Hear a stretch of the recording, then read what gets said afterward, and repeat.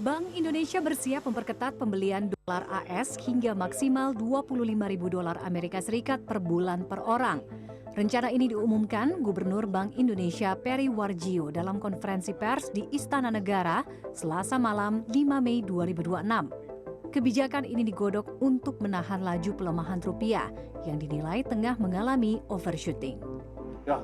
Yang tadi pembatasan pembelian dolar yang sudah kami turunkan dari 100.000 menjadi 50.000, kami persiapkan, kami akan turunkan lagi menjadi 25.000 sehingga pembelian dolar sampai dengan atau di atas 25.000 itu harus pakai underlying. Ya, itu yang kami akan perkuat, ini akan kami perkuat dalam negeri.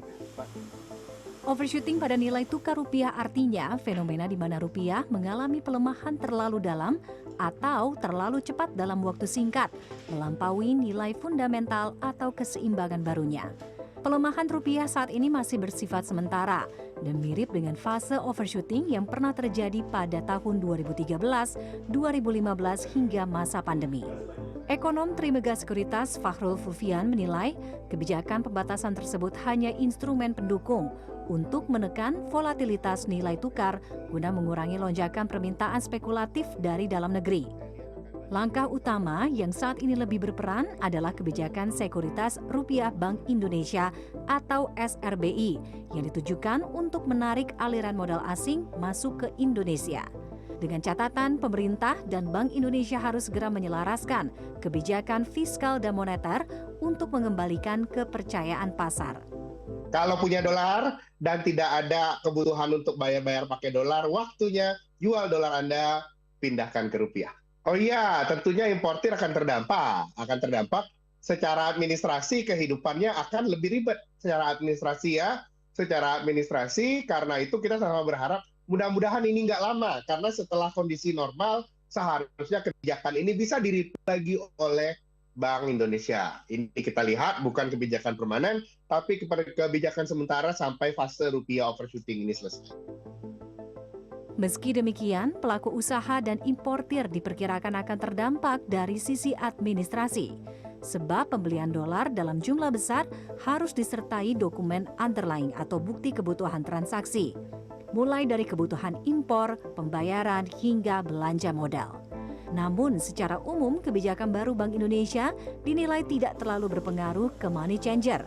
Sebab batas pembelian 25.000 dolar AS per bulan untuk nasabah sebenarnya sudah lama diterapkan di money changer. Dampak yang lebih terasa justru ada di sektor perbankan. Karena sebelumnya nasabah bank masih bisa membeli hingga 100.000 dolar AS, lalu diturunkan menjadi 50.000 dolar AS dan kini diarahkan ke 25.000 dolar AS. Selain itu, kondisi saat ini menunjukkan masyarakat lebih banyak menjual dolar dibandingkan membeli, sehingga tekanan permintaan di money changer juga tidak terlalu besar. Kebanyakan sih ada aja yang seperti itu, cuman kebutuhan perusahaan sih biasanya kalau misalkan lebih dari 25.000 USD. Tapi kalau untuk perorangan sendiri ya mungkin mereka untuk liburan dan segala macam itu batasnya hanya 25.000. Bahkan mungkin cuma 10.000 ataupun 15.000 sih paling banyak. Itu ada recordnya ya? Kalau dihitung per bulan tuh ada recordnya? Ada recordnya langsung kita. Misalnya contohnya hari ini dia beli 5.000 atau mungkin 2 minggu kemudian dia beli lebih dari 30.000 misalkan, itu pasti akan ke rekod. Bank Indonesia menegaskan kebijakan pembatasan pembelian dolar ini bersifat sementara. Otoritas moneter berharap langkah ini dapat menahan tekanan jangka pendek terhadap rupiah sambil menunggu stabilitas global serta kebijakan ekonomi domestik kembali selaras. Desi Aritonang, Aryo Asmoro, Jakarta.